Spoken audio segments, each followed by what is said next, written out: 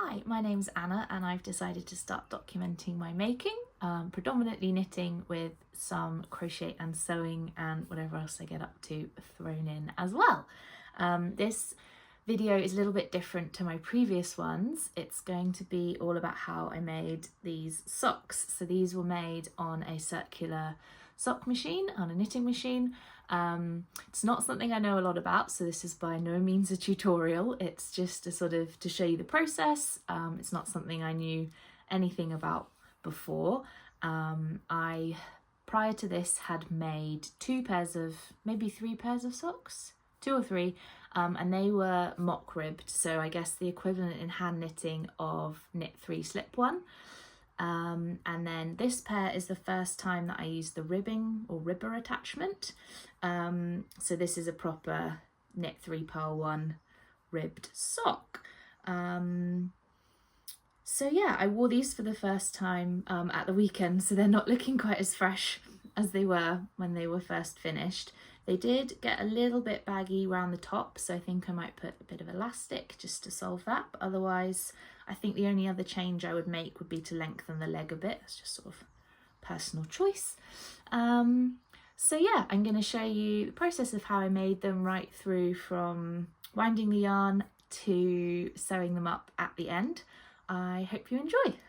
For this project, I'm using a skein of Mamie and Florrie in the colourway Pink Shop Fronts in the third. It's a lovely blend of 70% merino, 20% yak and 10% nylon, and it's a standard 4-ply, so 100 grams is 400 meters. So to begin with, I'm taking the cotton waste yarn and threading that up and over and then through the yarn carrier, and this is the yarn we will use to cast on. This very satisfying whisk-like tool is called a basket, and you open that up in the middle of the machine there and zigzag the yarn around the basket spikes and the needles. I've got a needle in every other slot to begin with, and you just work your way around the full circumference. You must always keep tension on the basket, otherwise you risk the yarn slipping off the needles. So I knit approximately 1 inch with the waste yarn of just plain knit, and then once the basket has lowered a bit, you can add weight to it. As you can see, I took notes throughout this process. I'm still very much learning and had help with every step, which you won't see on the video, but I'd be lying if I said that I did these on my own, but hopefully these notes will mean I can in the future. Here I've attached the ribber, and you can see I'm putting needles into it. So once you've attached the ribber, you then have to just turn the plate on it, and the fin on it will hit a certain point and go no further, and that means that the plate is lined up with your main stitches on the outer ring. So I'm putting needles in the ribber with the latches open. That's very important, otherwise the stitches will miss when you go to knit them. So I tuck them all the way back in, and then when you get to a point where you can't fit the needles in anymore, you just crank the machine round slightly and fill in the next gap. So these are going in between the knit stitches that are already have working yarn on them.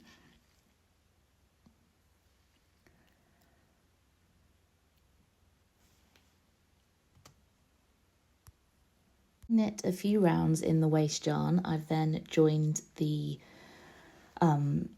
main yarn that I'm going to be using to make the socks, and I'm currently making the selvage edge. So for this, you do 1 plain round of knit 1 purl 1, then you use a selvage plate and turn that on, which means the purl stitches are skipped. Do 1 round of that, and then another round of normal knit 1 purl 1.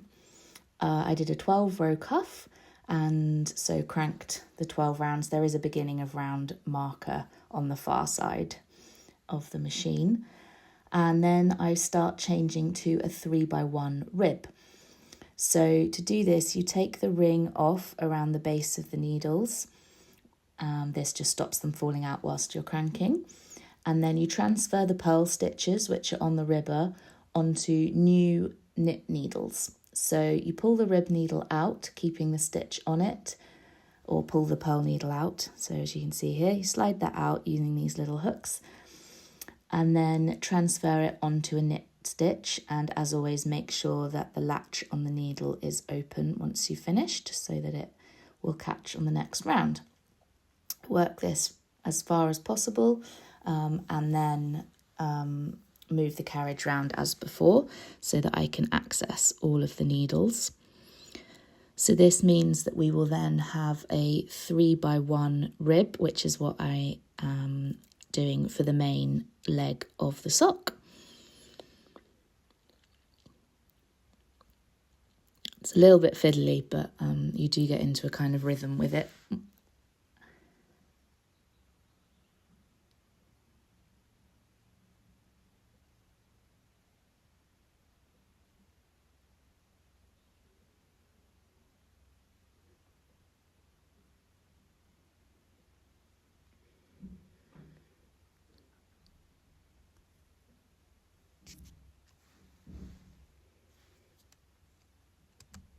So I repeat this all the way around, replacing the collar and cranking as I go, just so I can reach all the way around. And then once all of the stitches have been rearranged into a 3x1 rib, I make sure the collar is attached and that the weight is on. So I either do that by pulling down on the basket with my hand or attaching actual weights once it's got a bit longer. And then we're away. So this is me knitting the leg of the sock. So you just go round and round, which is very satisfying after the slightly fiddly start to the process.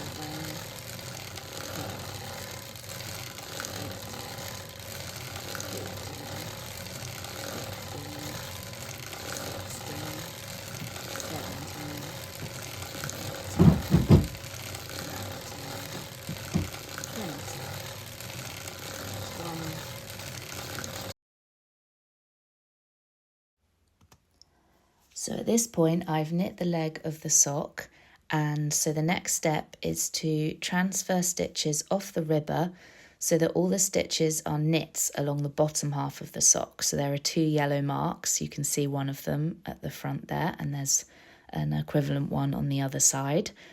And this is so that all of the stitches on the heel and then the base of the sock will be plain knits, so they won't rub.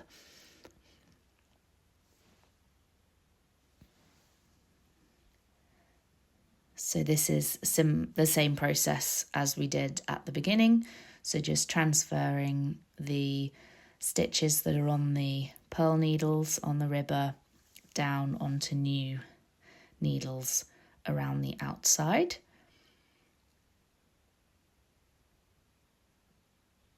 So here the carriage was in the way, so I just had to put the collar back on. However, when I went to do this, the stitches were starting to come off the basket. So at that point, we use a buckle, which I'm showing you here. And so you thread the sock tube through that buckle and then have a hook with weights on it, which hangs off that buckle, which keeps tension on your knitting. So I'm just setting that up because, as I said before, if you don't have tension on the stitches and you crank, you risk them all jumping all over the place. So once that was back on, I was able to crank round a little bit further, giving me access to all the stitches.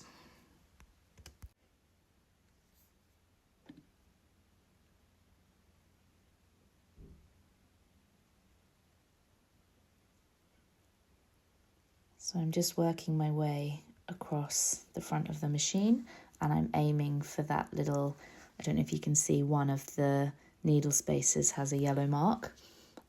And that is where I'm aiming for. That is the section that we will be working the heel across.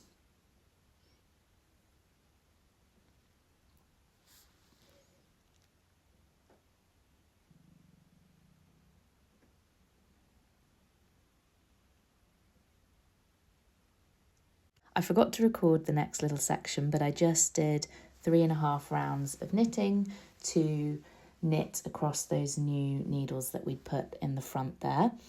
And then at this stage, I am transferring the remaining purl stitches, the remaining stitches that are on the ribber, onto the stitches around the outside. Now, a more experienced sock machine knitter wouldn't need to do this, but with the ribber attachment, you can't see down into the sock tube, and so as I'm still quite new to doing the heel and tensioning that, it's easier to transfer all the stitches off the ribber, take the ribber off, and then you can see exactly what you're doing. So if you're more experienced, you would skip this step. This stitch transfer is literally just so that I can take the ribber off the machine. It has nothing to do with the construction of the sock per se. At this point, there are no longer any stitches remaining on the ribber, so I'm going to loosen the wing nut and take that part of the machine off. And you will now get to see some actual knitting. Ta-da! So that is the sock tube. You can see the lines of rib and then also those few rounds of plain that I forgot to film. And now we're on to the heel section. So to begin with, I'm raising the back half of the needles, and this puts them out of action. So there's this sort of crescent shaped tool that means you can lift lots of needles at once that I really haven't got the hang of. But yeah, once the needles are up, then they're no longer in play. Just have to move the carriage slightly because some of the needles were caught by that. And there are the little yellow markers that I mentioned earlier show you which needles to raise and which to keep down and working. So much like a hand knit sock, you just work back and forth across the heel stitches to create that shaping.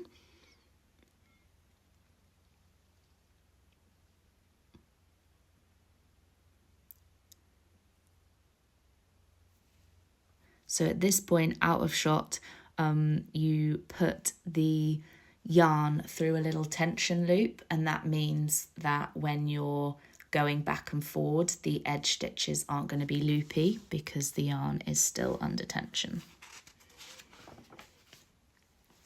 It's called a heel spring. Can you tell I just read that in my notes? Speaking of, that is me making that note in video time.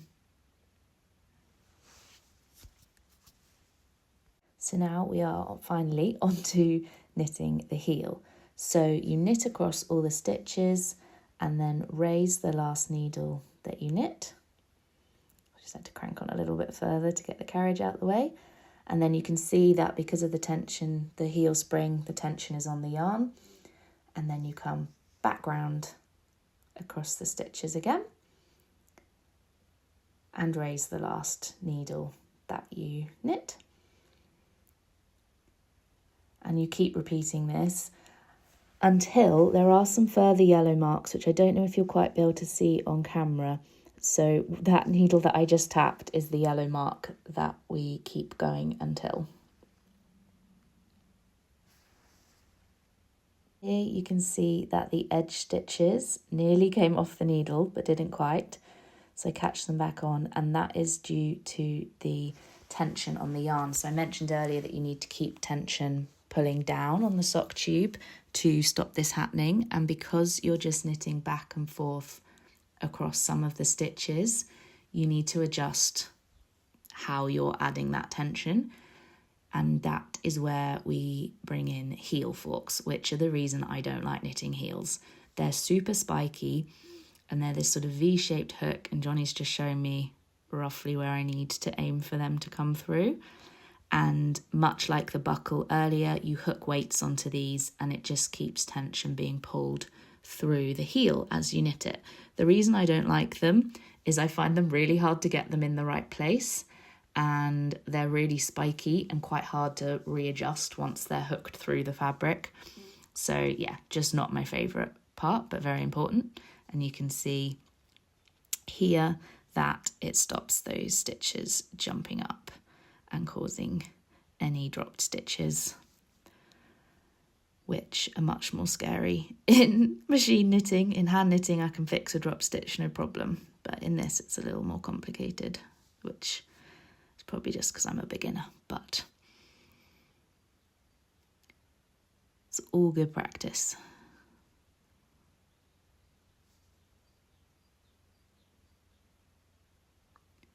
So here I am trying to reposition the heel forks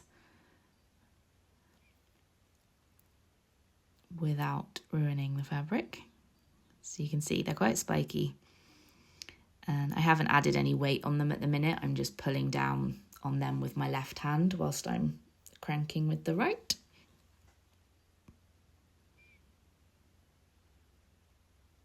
And as the heel flap gets narrower, you just have to position them nearer to the centre.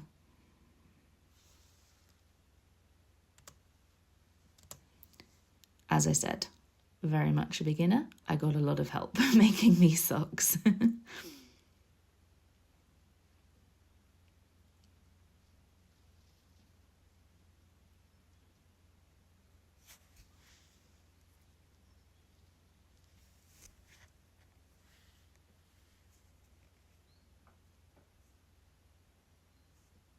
We'll speed through this a bit and I'll come back to you once this section is finished. Having done all the decreases for the heel, we now need to start re-engaging the needles and increasing back out. So to do this, you knit across the stitches and, as before, raise the last stitch that you knit, but you also lower the 2 stitches on the opposite side, which means that next time you knit over them, they will be re-engaged, as long as you've made sure that the latch is open. And you keep going until you're back to those halfway markers, which is the yellow mark that you can see at the front there, or your front, my right hand side, and there's, as I said, one on the opposite side as well.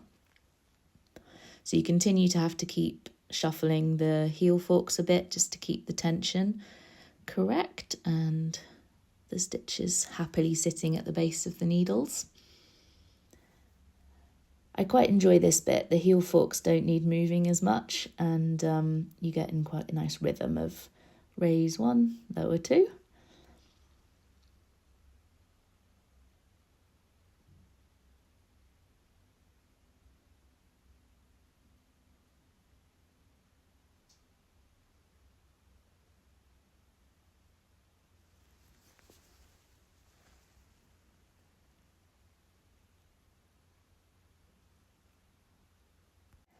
And with the power of editing, we'll whiz through this. You can actually see the seam at the side of the heel forming there. And then once that is all finished, you lower the back half of the stitches so that they will be back in action on the next round.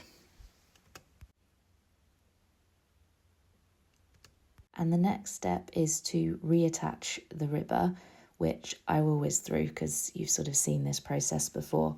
But the clever thing that Johnny is telling me to do here is to raise all the purl stitches so that I can match up the rib as it was prior, so that there's no jolt along the top of the foot. So that will show me then when I reattach the ribber where the purl stitches need to be. At this point, it's also very important to remember to take the heel spring off so that the yarn isn't under tension anymore, and we can begin to crank the foot.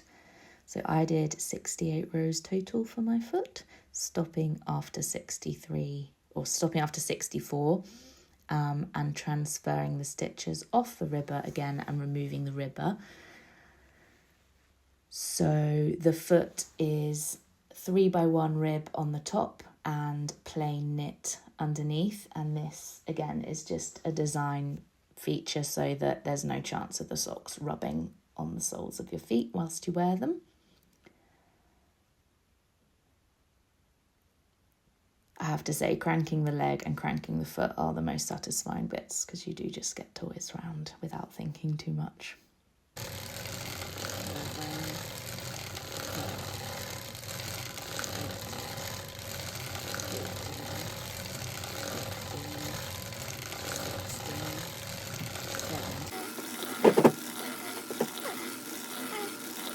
As you can see, I got a lot of practice at transferring stitches off the ribber.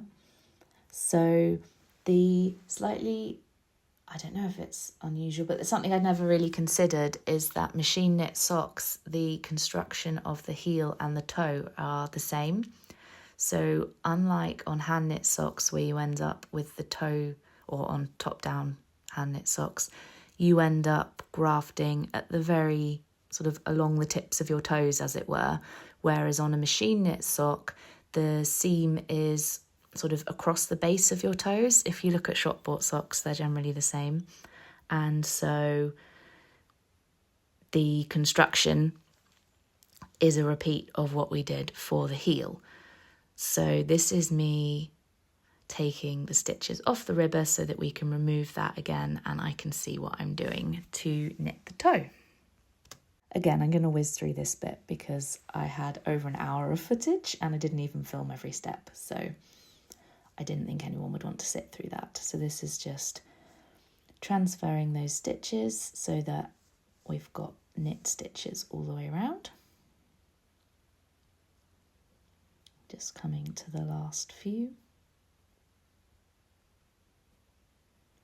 And as always seems to be the case, the carriage is in the way, so I just have to nudge it forward just to get the last few finished.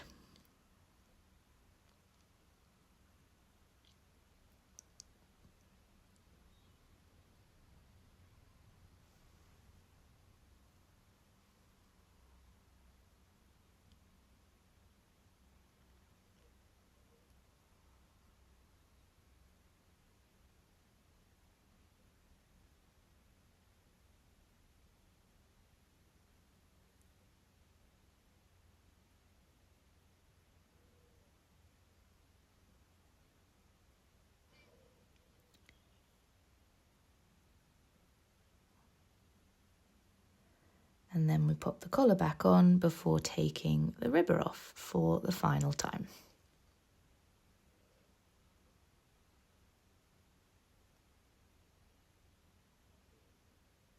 And we get to see more of this beautiful yarn.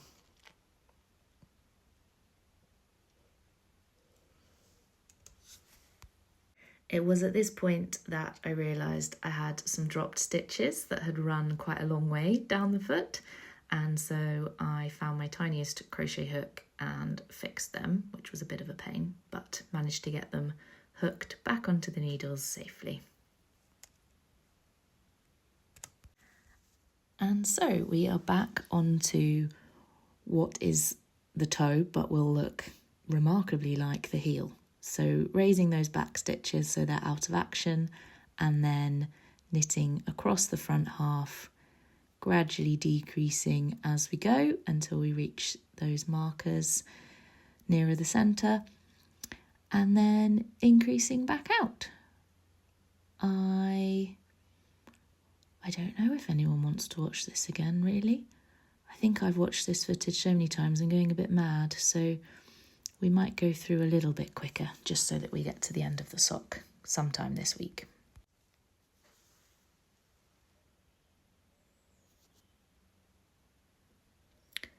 I had forgotten until I rewatched this that you will see me lose the will to live partway through this clip. Here you can see that I forgot to put the heel spring on, and so that loop of yarn would have caused issues, but I think Johnny told me to put it on before I went too far. Can't say I remembered myself, but here the yarn is back under tension and knitting much more happily.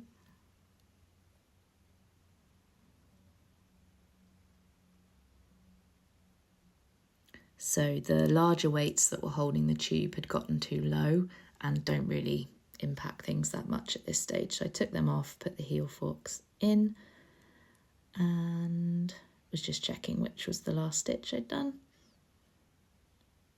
and carried on.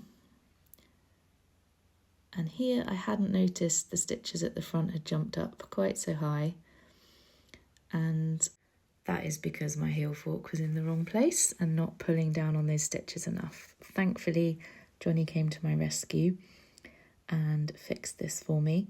I think I'd gotten quite tired by this point from concentrating, and I'd spent all that time fixing the drop stitches on the foot that I couldn't face. Another setback. So he jumped in and did this for me. He has made hundreds of pairs of socks on these, so knows what he's doing. And he also rebuilt all these machines from scratch, so he knows his way around them. And then he offered to finish off the toe for me, and I didn't refuse that offer.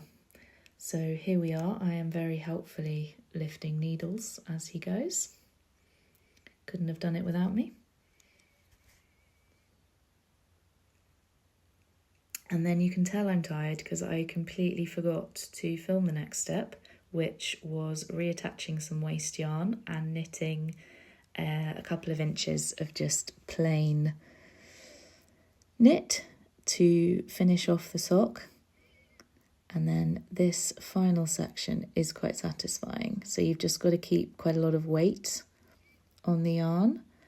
And then we have cut the yarn at this point. And then as you crank, Johnny hiding out the way, it very satisfyingly comes off. So you don't cast off in the same way you would. So you've got a load of live stitches. Those are the pesky heel forks coming out. And there you have it, a slightly odd looking finished sock. So you can see the heel there, and then the toe will make more sense when it is sewn up at the end. When the sock comes off the sock machine, it looks something like this.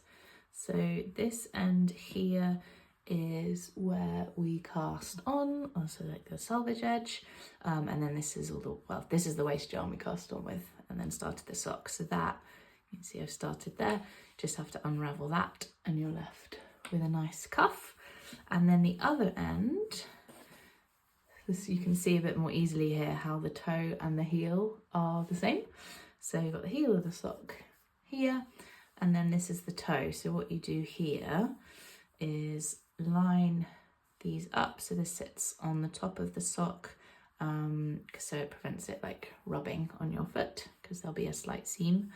And then you just graft these top stitches with these underneath, and then once you've grafted along, again you just unravel the waist yarn, and that is one of the reasons why we use cotton for the waist yarn, because it makes unraveling it a lot easier, because the hasn't got any like of the fibres like wool that will knot or mesh together. And then once you've sewn all that up and blocked it, you have a finished sock. So you can see here I just tied, this was tied up, a little thread around the top just to keep the cuff nice and tight. So yeah, that is finished sock. And then if I take it off, look how good the colours look. I'm so pleased with it. I got one end that is sewn in, I just need to cut it. And then you can see, hopefully, here, the toe of the sock. You can see slightly where I've grafted it across here, but I'm not that bothered. It's been a while since I've done any grafting, so my tension wasn't quite right. I probably could have pulled it a little bit tighter, but that will get less obvious the more I wear them. And then you've got the nice rib stitches across the top, and then the plain sole, so it should be nice and comfortable. Yeah, so that is the finished sock. So there we have it. These are the finished socks. As I said, I have worn these once or twice, so they're not looking as pristine, but I just wanted to give you a close-up of quite how pretty the colours are in this yarn. I love it. It makes me want to try more hand-dyed yarns. It's not something...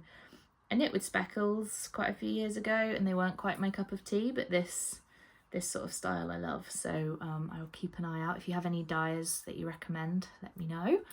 And yeah, if you have any questions about sock machines or circular sock knitting, do pop them below. I will try my best to answer them, and if I can't, I will ask someone who does know the answer and get back to you. So yeah, that's it for this week. Next video is going to be a sort of wrap up of what I've been making over the winter and a bit about my recent trip to Unravel. I had a wonderful time. So yeah, if you'd like to hear about that, please do hit subscribe and you will see when that gets posted. I will try and not leave it so long this time. And happy making. Bye.